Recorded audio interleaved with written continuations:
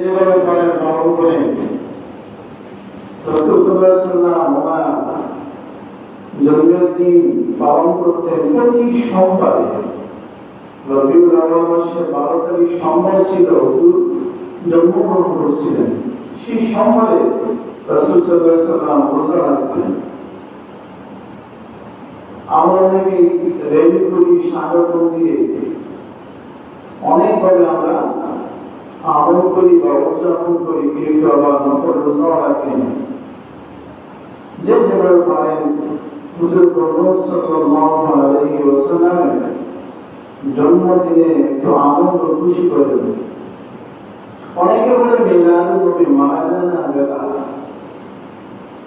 এই বেদাতের দাঁতগুলা যদি লাগানো যায় একটু মোটামুটি কমরে থাকতো। মনে করেন তাদের একটাই কথা হলো রাসূল সাল্লাল্লাহু আলাইহি ওয়াসাল্লাম দুইটা ঈদ আমাদেরকে দিয়েছেন, ঈদুল ফিতর আর ঈদুল আযহা। আর ইসলামের মধ্যে কোনো ঈদ নাই। তো কওমি আন্দোলনে যাকে শায়খুল হাদিস বলা হতো, যে বলছিল কয়েকদিন আগে যে কওমি আন্দোলন ছাড়া বুজুর্গ ভালো কোনো আলিম আর কোনো মসলকে নাই, শুধুমাত্র কওমি আন্দোলনে আছে। আর শেষ পর্যন্ত যারা মনে করেন ভালো কাজের অপপ্রচার করে তাদের তো একটা খারাপ বাহিনী চলে আসে।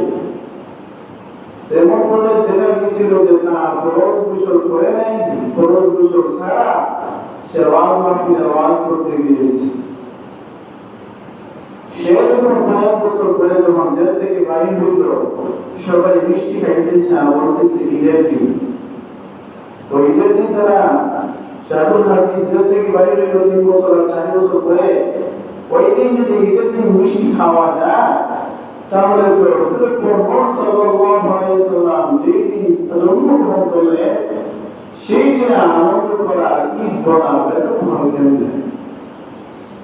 সেটা কোনো নবীও না, ওলিও না, সেটা একজন আলিম। সে জেল থেকে বাইরে হওয়ার খুশিতে যদি তোমরা বলো ঈদ, তাহলে রাসূলুল্লাহ জন্মদিনকে ঈদ বলতে তো সমস্যা কি?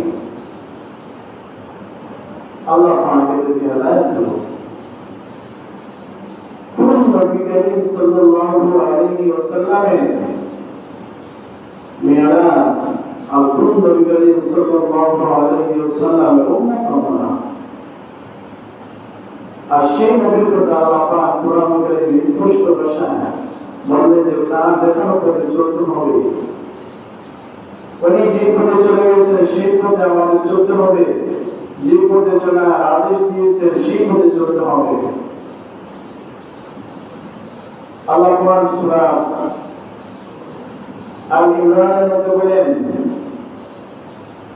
قُلْ إِن كُنتُمْ تُحِبُّونَ اللَّهَ فَاتَّبِعُونِي يُحْبِبْكُمُ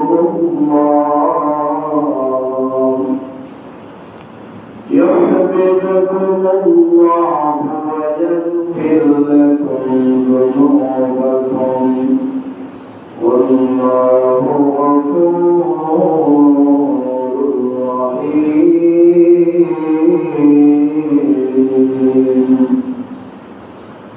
الله رب العالمين বললেন তার রাসূল সাল্লাল্লাহু আলাইহি ওয়াসাল্লামের অনুসরণ চলতে হবে। আমরা রাসূল সাল্লাল্লাহু আলাইহি ওয়াসাল্লামকে ইত্তেবা করে চলতে হবে। আমরা যদি নবী করিম সাল্লাল্লাহু আলাইহি ওয়াসাল্লামকে পাইলেন, যদি রাসূল করিম সাল্লাল্লাহু আলাইহি ওয়াসাল্লামকে দেখি নাই, যেহেতু তার যুগে আমরা জন্মগ্রহণ করি নাই, আজ থেকে ১৫০০ বছর আগে হযরত মুহাম্মদ সাল্লাল্লাহু আলাইহি ওয়াসাল্লাম দুনিয়ার জমিনে এসে চলে গিয়েছিলেন। আর আমরা ১৫০০ বছর পরে আসলাম, আমরা রাসূলুল্লাহকে পাই নাই। তাতে কি হয়েছে? রাসূলুল্লাহ দেখানোর পর আর রব্বুল আলামিন আল্লাহ তাআলা কেরামকে দেখতে হবে। আউলিয়া কেরামদেরকে মানতে হবে। এদের দেখানো করে চলতে হবে, অর্থাৎ একজন মুর্শিদ ধরতে হবে। অলিয়ার মুর্শিদা একজন আউলি হকানি আউলিয়াকে আমাদের দিকে বলে আল্লাহ অলি, সে একজন অলিকে আমরা আপনার মানতে হবে, মুরব্বী একজন মানতে হবে। এই জন্য ইমাম বলছিলেন, যা মুর্শিদ না তার মুর্শিদ হলো সন্তান। একজন মুর্শিদ ধরতে হবে। জগতে অনেক হক্কানি আল্লাহ ওলিগণ আছেন, দেশের অনেক দরবার আছে। বসুন্ধরা বাংলাদেশে 12,000 দরবার, 12,000 দরবারের মধ্যে তো বন্ধ আছে, হক্কানিও আছে। হকবাতি লাগিয়েছিলেন নিজের নাম্বারে যদি বুঝেন যে ওইটা আসল নাকি নকল, বন্ধ নাকি হক, এটা বুঝে একটা দরবার অনুসরণ করেন। যেমন আমরা উত্তরী দরবারকে মানি, ওখানকার দেখানোর প্রতি আমরা চলি।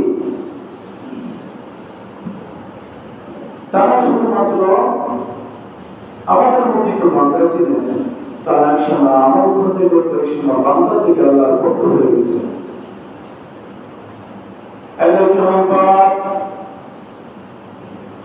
সিলসিলা শরীফের পরিষ্কার আল্লামা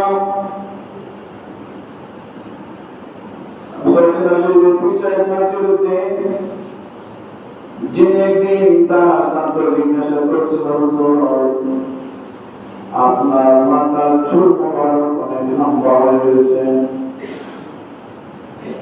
পেশা বললেন, বেটা তুমি কি বলো মাথার চুল নাকি লম্বা হয়ে গেছে?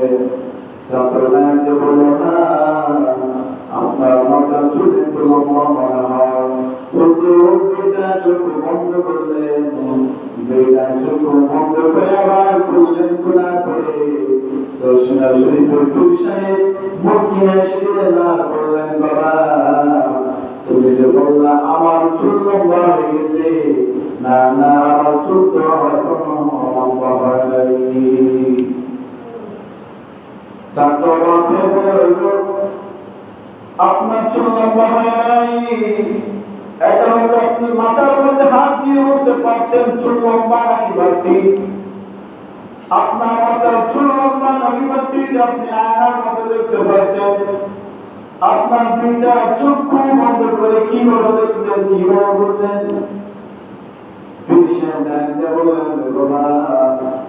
আমি দুইটা চক্ষু বন্ধ করলাম, বন্ধ করার সাথে সাথে আমি দেখতে পারলাম মদিনাওয়ালা নবীর চেহারা মোবারক। আমি দেখতে পারলাম আমার রাসূলের চুলের চাইতে আমি নাসারুদ্দিনের চোখ আরো বাকি আছি। সুবহানাল্লাহ, কেমন কেরামত!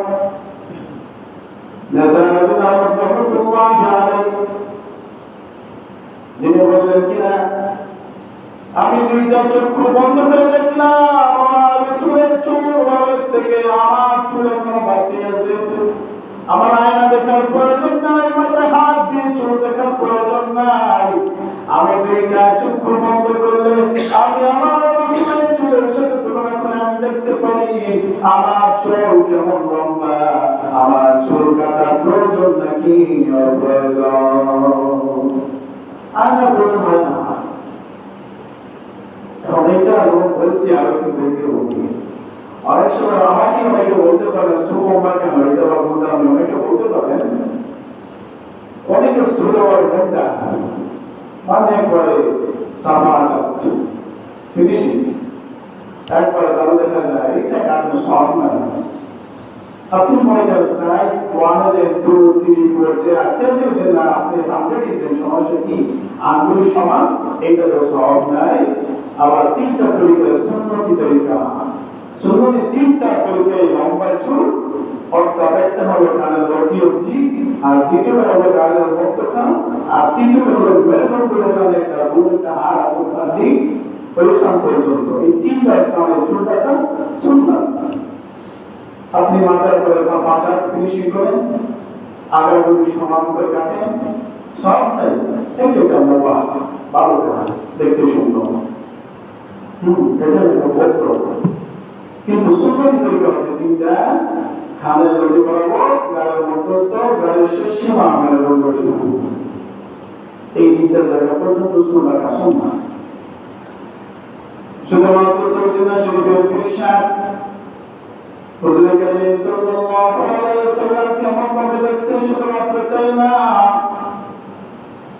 কলকাতা একজন আমাদের তরিকার একজন বুজুর্গ শুনে আছেন, যার নাম ছিল ফাতির আলী ওয়াসি রাহমাতুল্লাহি আলাইহি, যাকে বলতে রাসূলুল্লাহ আল্লাহ রাসূলের নাম মানে হলো যে যখন ইচ্ছা যখন চাইতেন তখন গোসল দেখতে পারতেন। শুধুমাত্র তাই না, আল্লাহ পাক রব্বুল আলামিন তার ওই বন্ধুকে কেমন পাওয়া দিলেন, আল্লাহর বান্দা ফাতির আলী যখন ইচ্ছা করতেন, যাকে ইচ্ছা করতেন তাকে দেখাইতে পারতেন। তাকে যখন কেউ জিজ্ঞাসা করতেন, আজকে আমার দিনের মধ্যে খায়েশ, আজকে আমার খুব ইচ্ছা করতেছে আমি রাসূল করিম সাল্লাল্লাহু আলাইহি ওয়াসাল্লামকে তার চেহারা মুবারক দেখব, হযরত ফাতির রাহমাতুল্লাহি আলাইহি তার বগলের মধ্যে নিয়ে ছাপ দিয়ে করতেন, আর বলতেন তোমার চক্ষু বন্ধ করো। ওই ব্যক্তি চক্ষু বন্ধ করত, ফাতির আলী যখন তার বগলের মধ্যে ছাপ দিতেন, ওই বান্দা রাসূলুল্লাহর গোলামি চেহারা মুবারক দেখত। সুবহানাল্লাহ। অনেক আমল করতেছেন, জীবনে অনেক আমল করতেছেন, আমলের উপর আমল। আর জীবনে একটাই চাওয়া ছিল, একটাই স্বপ্ন ছিল, আমি আমার জীবনে আর কিছু চাই না, আমি চাই আমার রাসূল করিম সাল্লাল্লাহু আলাইহি ওয়াসাল্লামকে দেখতে। একটা মাত্র জীবনের প্রথম থেকে একটা মাত্র উদ্দেশ্য, তারা আমাদের উদ্দেশ্য হবে রাসূলকে দেখা। তার সারা থেকে ইবাদতি করার ইচ্ছাই হলো রাসূলকে দেখা। ফাতির আলী রাহমাতুল্লাহি আলাইহি যখন অনেক বছর ইবাদতি করলেন, তারপরে রাসূলুল্লাহকে দেখার চাহিদা করে দেখতে পারেন না, মনের মধ্যে আসলো আজ অনেক বছর হয়ে গেল, অনেকগুলা সময় জীবন থেকে চলে গেল, আমি আমার রাসূলের চেহারা এখন পর্যন্ত দেখতে পাই নাই। আমার মনে হয় আমার আমলের মধ্যে কোনো ভুল আছে, আমার মনে হয় আমি আমল করতেছি, আমলের মধ্যে কোনো না কোনো ত্রুটি হয়ে গেছে। উনি আবার নতুন করে আগের সবগুলা চেঞ্জ করে দিলেন, নতুন করে আবার আমল শুরু করলেন। আবার যখন রাসূলুল্লাহকে দেখার আশা করে রাসূলুল্লাহকে তিনি দেখতে পারেন না, আবার মনের মধ্যে অনেক দুঃখ চলে আসলো, কষ্ট চলে আসলো, আমি আমার রাসূলকে যদি দেখতে না পারি তাহলে আমি আমার জীবনটা ফেলাবো কি? ফাতির আলী রাহমাতুল্লাহি আলাইহি পাহাড়ের মাথায় উঠে গেলেন, এত জীবন আমল করলাম, এত জীবন আমি একটাই সত্য করলাম, একটা জিনিসই চাইলাম, শুধুমাত্র রাসূলুল্লাহকে আমি দেখবো। এত জিন্দগি আমল করার পরেও যদি আমি দেখতে না পারি তাহলে আমি আমার এই জীবন দেখে কি করবো? কেমন রাসূলুল্লাহ পাগল, যারা রাসূলুল্লাহ পাগল হয় তারা বুঝে কেমন সেই পাগল হওয়ার মজাটা কেমন। যারা আল্লাহর জিকিরের পাগল হয় তারা বুঝে আল্লাহর জিকিরের পাগল কেমন। রাসূল সাল্লাল্লাহু আলাইহি ওয়াসাল্লাম বলেন, যারা আল্লাহ রাব্বুল আলামিনের জিকির করে তারা যেন আল্লাহ রাব্বুল আলামিনের এমন পাগল হয়, অন্য মানুষ দেখলে বুঝতে এই মানুষটা আসলেই পাগল। আপনি তো অভিজ্ঞতা পাগল না, কিন্তু এমন পাগল হইতে মানুষ দেখলে বলতে যায় ওইটা আসলেই পাগল। মানে পাগলের মতো পাগল হোক, তারপরে খোদাকে বলবেন। যে কথা আছে, ডাকার মতো ডাকলে খোদা কেমনে শোনে না, ওর জন্য ডাকার মতো ডাকেন, খোদা শুনবেন। ফাতির আলী হয়েছে কেন তাদের দেখতে পারেন না রাসূলুল্লাহকে, এটা তো আমরা বুঝতে পারবো। আল্লাহ যখন পাহাড়ে আমাদের দেখলেন, জীবনের মায়া মোহ সব ত্যাগ করে দিলেন, একটা মাত্র চাওয়া, জীবনে একটা মাত্র উদ্দেশ্য, আমার চাওয়া পাওয়াটাই হলো আমার রাসূলের চেহারা মুবারক দেখা। আবার অনেকে বলতে পারেন যে উনি এত পাগলামি করছিলেন, কত না দরবারে পাওনা মাসাইলে পাগলামি থাকতে পারে।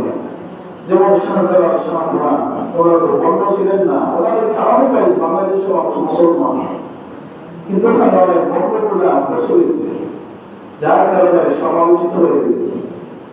বিশেষ করে শাহজালাল যদিও উনি উচ্চ মাধ্যমিক ছিলেন, তার মামার থেকে বড় ছিলেন শাহজালাল, মামার থেকে বড় বান্না ছিলেন। বাস থেকে আট বড় কথা আছে না, মামার থেকে বাইকটা বড় ছিলেন। কি করে মামা শাহজালাল কয়েকটা কবুতর দিয়ে গেছিল, বান্না ওগুলো তুমি একটু গবেষণা রাখবা, আমি আসার পরে আমার কবুতরগুলো তুমি আমার মতো সহিত ফিরিয়ে দিবা। এবং বান্না শাহজালাল ভাবলেন বাবা তো গেছেন সফরে, আর কবে আসবে কে জানে, আর এতদিন কে কার বাদশা অপেক্ষা কে কার করবে, এগুলো খেয়ে নেই, অনেক একটা আস্তে আস্তে সব ফিনিশিং, সব শেষ। এবার মামা যখন আসলেন, আসার পর বলেন ভাই না আমার কবুতর খাওয়া, ভাই না বলে মামা আমি তো সব খেয়ে ফেলছি।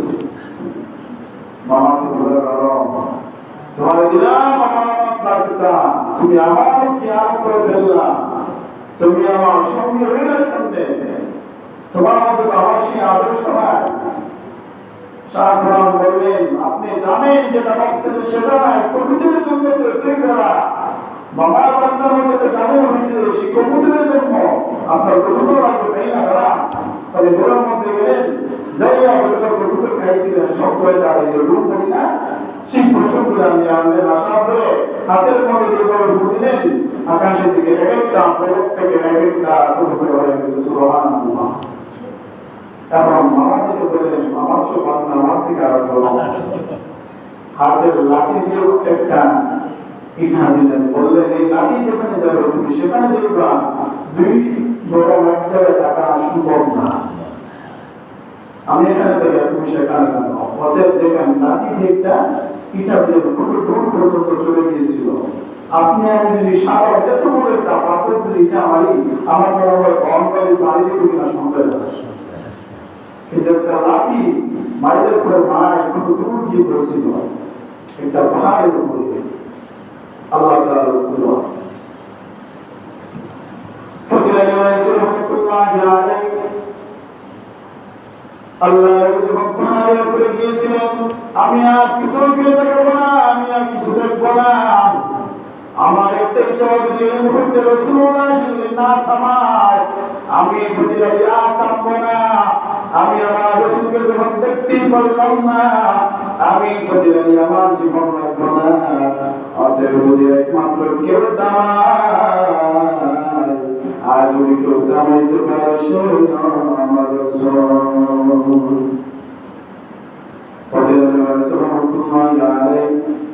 যখন লাভ দিতে যাবেন, পিছন থেকে একটা লোক ডাকতে বলে ফকিরানি থামো, তুমি লাভ দিও না। ফকিরানি যখন পিছন থেকে দেখান, দেখেন কেউ নাই, মনের মধ্যে কিন্তু আবার খুব বড় আশা, বলতে আমার রাসূল আমার একবার ডাকবে। আমার দ্বিতীয় বড় যখন সাহস বুকে নিয়ে লাভ দিতে যেতেন, আমার পিছন থেকে লাভ দিয়ে বলল ফকিরানি তুমি লাভ দিতে চাইবা না, তুমি লাভ দিও না। ফকিরানি যখন পিছন দিকে তাকান, দেখেন পিছনে তো কেউ নাই। এখন কিন্তু রাগ আর ভিতরে রাখতে পারলেন না, বলেন এইবার যে যাই ডাকুক পিছন ফিরে তাকানো যাবে না, এবার এক লাভ দিব, সোজা কাঁধে করে মারা যাব। কেমন মাথা? ফকিরানি ওয়াইসি রাহমাতুল্লাহি আলাইহি যখন মাথায় রাগ নিয়ে, দুঃখ নিয়ে, কষ্ট নিয়ে পাহাড় থেকে লাভ দিবেন, হঠাৎ করে পিছন থেকে কেড়াতে বলে ফকিরানি তুমি লাভ দিও না, তুমি যাও অপেক্ষায় ছিলা, আমি সেই মদিনার নবী এসে গেলাম। অফাতিরানি তুমি লাভ দিবা না তোমার এতদিনের তপস্যা এতদিনের আমল তোমার জন্য তুমি আমল করলা, আজকে তোমার সেই আশা আকাঙ্ক্ষা পূরণ করতে আমি রাসূল মদিনা থেকে চলে আসলাম। ফতিরানি রাহমাতুল্লাহি আলাইহি যখন রাসূলুল্লাহ কোরআন ছাড়া করতে পারলেন, সাথে সাথে রাসূলুল্লাহ দুই টুকরা করে ইয়া রাসূলুল্লাহ, ইয়া হাবিবাল্লাহ, আমি আমার জীবনে আর কিছু চাই না, আমি জীবনে আমল করে যে দোয়া করতে পারবো আল্লাহ, আমার জীবনের আমলের উসিলায় আমাকে আপনি মাফ করে দেন। আমার জীবনের উসিলায় জীবনের যত আমল আছে ওই আমলের উসিলায় আপনি আমাকে জান্নাত দিয়ে দেন। ইয়া রাসূলুল্লাহ, আমি এমন কিছু চাই না। ইয়া রাসূলুল্লাহ, সারা জিন্দেগি আমল করলাম, একটাই দোয়া করলাম, আমি আমার রাসূলের কুরআনি চেহারা দেখব। আমার রাসূল সাল্লাল্লাহু আলাইহি ওয়াসাল্লাম ফাতিরানি এমন আশাকে দেখে আমার রাসূল বলেন, ফাতিরানি তুমি কি চাও আমাকে বলো, তোমার চাওয়াকে গ্রহণ করব। ফাতিরানি ডাকতে বলেন, ইয়া রাসূলুল্লাহ, ইয়া হাবিবাল্লাহ, আমি আপনার কাছে কিছু চাই না, শুধুমাত্র করতে চাই। ইয়া রাসূলুল্লাহ, আপনি আজকে আমার সামনে আসলেন, ইয়া রাসূলুল্লাহ, আপনি আর কবে আমার সামনে দেখা দিবেন? কেমন করে খেলা!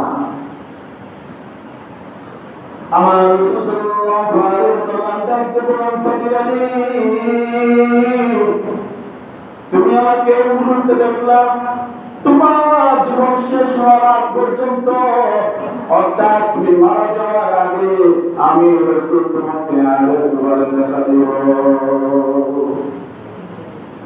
ফাতিরানি বললেন, ইয়া রাসূলুল্লাহ, ইয়া হাবিবাল্লাহ, আমার তুমি গ্রহণ করবেন, আমি আপনার প্রস্তাব রাখতে পারলাম না। আমার যুবক সাথী রাসূলুল্লাহ বললেন, ফাতিরানি তুমি কি চাও? ইয়া রাসূলুল্লাহ, আজকে প্রথমবার দেখলাম, আর আপনাকে আরেকবার দেখেই মারা যাবো, এটা আমি ফাতিরানি মানতে পারবো না। ইয়া রাসূলুল্লাহ, ইয়া হাবিবাল্লাহ, আমি এই প্রস্তাব মানতে পারলাম না, এতদিন আমি ফাতিরানি কি করে সহ্য করে থাকবো? আমার রাসূল ডাকতে বললেন, ফাতিরানি তুমি যখন মানতে চাইতেছো না, তাহলে তোমাকে আরেকটু খুশি করে বলি, তোমাকে প্রতিটা বছরে একবার তোমাকে দেখা দিব। ফাতিরানি ডাকতে বললেন, হুজুর আমাকে ক্ষমা করবেন, আপনার প্রস্তাব আমি রাখতে পারলাম না। আমার রাসূল বললেন, ফাতিরানি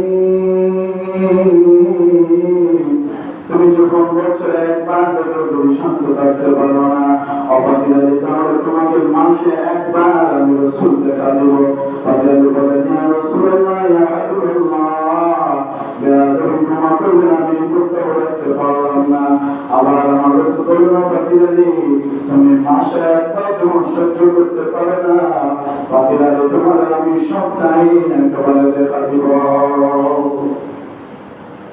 ফাতিরানি ডাকতে বলেন, ইয়া রাসূলুল্লাহ, ইয়া হাবিবাল্লাহ, আমি 6 দিন না দেখে 7 নম্বর দিন আপনাকে দেখব। আর 6টা দিন আমি ফাতিরানি দিন কেমনে যাবে? আপনার চেহারা মুবারক না দেখে আমার দিন কেমনে কাটবে? ইয়া রাসূলুল্লাহ, আপনি আমাকে ক্ষমা করে দেবেন, আমি সপ্তাহের দিন এই প্রস্তাব মানতে পারলাম না। আমার রাসূল বলেন, ফাতিরানি যাও, আমি রাসূল তোমাকে কথা দিলাম, তোমাকে প্রতিটা দিন অর্থাৎ 24 ঘন্টার ভিতরে তোমাকে একবার আমি রাসূল দেখা দিব। সুবহানাল্লাহ, অর্থাৎ প্রতিদিন একবার দেখতে পারবেন। ফাতিরানি রাহমাতুল্লাহি আলাইহি বলেন, ইয়া রাসূলুল্লাহ, ইয়া হাবিবাল্লাহ, সারাটা দিন আমি কষ্ট নিয়ে থাকবো, আর আপনার চেহারা মুবারক একবার দেখবো, আবার পুরো একটা দিন আমি না দেখে থাকবো। ইয়া রাসূলুল্লাহ লম্বা একটা সময় আমি আপনার চেহারা মোবারক না দেখে আমি প্রতিদিনই দেখতে পারবো না। আমার রাসূল বলে প্রতিদিনই তোমাকে এত সুযোগ দিলাম, তোমাকে প্রতিদিন একবার করে দেখা দিব, তুমি তাও মানো না। আজকে ঠিক আছে, যাও যাও যাও যাও যাও।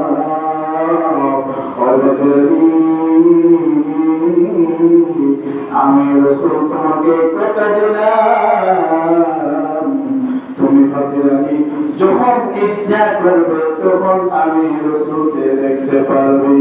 সুবহানাল্লাহ। কেমন ভাবে প্রেম দিয়ে রাসূলুল্লাহকে আজ্ঞা দিলেন।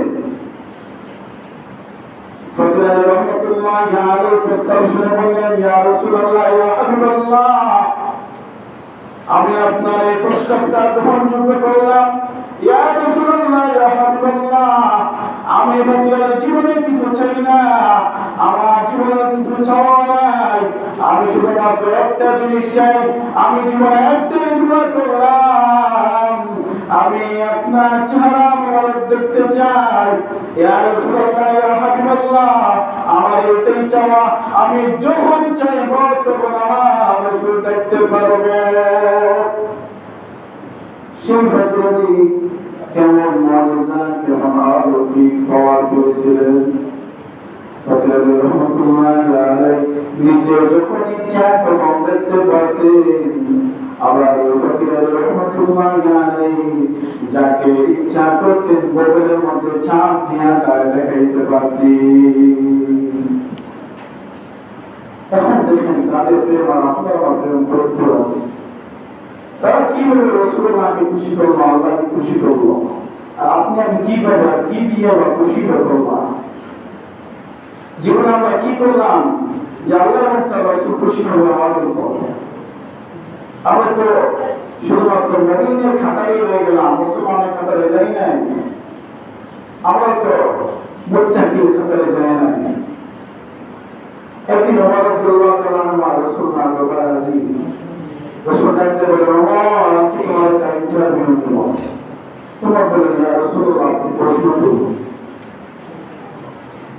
আমার রাসূল সাল্লাল্লাহু আলাইহি ওয়াসাল্লাম ডাকতে বললেন, ওমর, আজকে তোমাকে একটা প্রশ্ন করব, সেই প্রশ্নের জবাব দিবা। এরকম তুমি আমি রাসূলকে কতটুকু ভালোবাসো? ওমর রাদিয়াল্লাহু তাআলা ডাকতে বললেন, আমি আমার দুনিয়ার যত টাকা পয়সা সম্পত্তি আছে তার থেকে বেশি আপনাকে ভালোবাসি। আমার রাসূল সাল্লাল্লাহু আলাইহি ওয়াসাল্লাম বললেন, ওমর, তুমি যে কোনো পরিপূর্ণ মুমিন হতে পারো নাই। ওমর রাদিয়াল্লাহু তাআলা মুমিনের মাথা নিচু হয়ে গেল। আমি আমার এখন যদি পরিপূর্ণ মুমিন হইতে পারলাম না, তাহলে কিয়ামতের ময়দানে আল্লাহ তাআলা যখন মুমিন বান্দাদেরকে ডাক দিবেন, সেই সময় আমি রাজি হতে পারবো না। আমার রাসূল বললেন, ওমর, তোমার জন্য আরেকটা সুযোগ, আরেকটা অফার। আমার আবার একই প্রশ্ন, তুমি আমি রাসূলকে ভালোবাসো কত? ওমর রাদিয়াল্লাহু তাআলা ডাকতে বললেন, ইয়া রাসূলুল্লাহ, ইয়া হাবিবাল্লাহ, আমার এই দুনিয়ার এই সংসারে যা কিছু আছে, আমার বিবি বাচ্চা পরিবার পরিজন যা আছে, সবগুলোর থেকে বেশি আমি আপনাকে ভালোবাসি। আমার রাসূল বললেন, তুমি তো এখনো পরিপূর্ণ মুমিন হও নাই। ওমর রাদিয়াল্লাহু তাআলা কান্না করে বললেন, আবার আমার রাসূল বললেন, ওমর, একই প্রশ্ন আবার করলাম, তুমি বলো আমি রাসূলকে তুমি কতটুকু ভালোবাসো?